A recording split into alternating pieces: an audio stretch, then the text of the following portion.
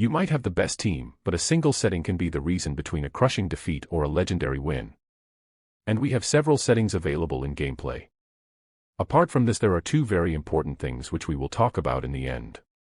Firstly, virtual stick size. Have it turned on because a smaller button means you are just rubbing your finger on a screen where there is no button and you cry, why is my player just running in the opposite direction? A larger button gives you more room to move your thumb in the heat of the battle. I prefer to have floating virtual stick turned off because I don't want to accidentally move my fingers to the middle of the screen and block the view of players. Game buttons should be larger in size as we have to point them in 4 directions to have access to require different skills, shooting, and passes. A smaller one doesn't give enough room to do it properly, especially with larger fingers.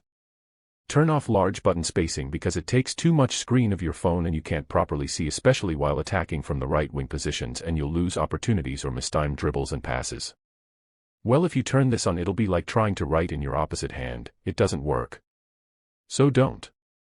Turn off gestures only. We need buttons as they give far better choices in passing, shooting, and dribbling. With only gestures you are at a very big disadvantage. Change direction at halftime. Well, it's up to you. If you need the feel of a real match, do it. I suggest don't. Display visual feedback should be on, because it gives us a visual representation of where your passes, crosses will be, and it'll help us position our players better or move them where they need to be. Without it, it'll be tough in corners or to make forward runs correctly. Radar should be on, to see where our players are on the pitch, because we only get a partial view of the pitch while playing. Power shot zoom. I prefer it turned off because it suddenly slows down the visuals and messes up my decision making. But if you need that cinematic feel, there's no problem in turning it on. We need advanced passes like lobs, power, through balls. Just a regular pass is not enough to play. So turn this on. I prefer to have a pass type decided by AI, because sometimes I might forget to single tap or double tap. But with practice it'll be much better to do it manually, so it's up to you. Turn on fast power-up rate, because matches are fast and we need to make quick decisions, shootings, and passing. Slower power-up rate means while it's loading the opponent will have won the ball back.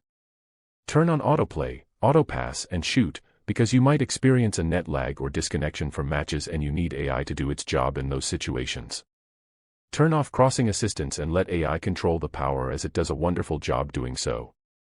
Turn on auto switch and auto switch in all situations, because it's harder to switch to your required players manually, especially while defending corners and counter attacks, and you can also manually select the players anyway even while these are turned on.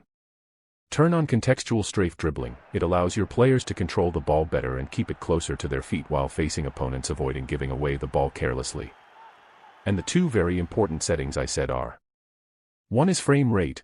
Higher frame rate means your game is smoother and helps in controlling your players better and it doesn't feel choppy. And the most important is to have a very good phone with a very good processor, as it'll help AI be more efficient, but then again we are poor and can't afford high-end phones.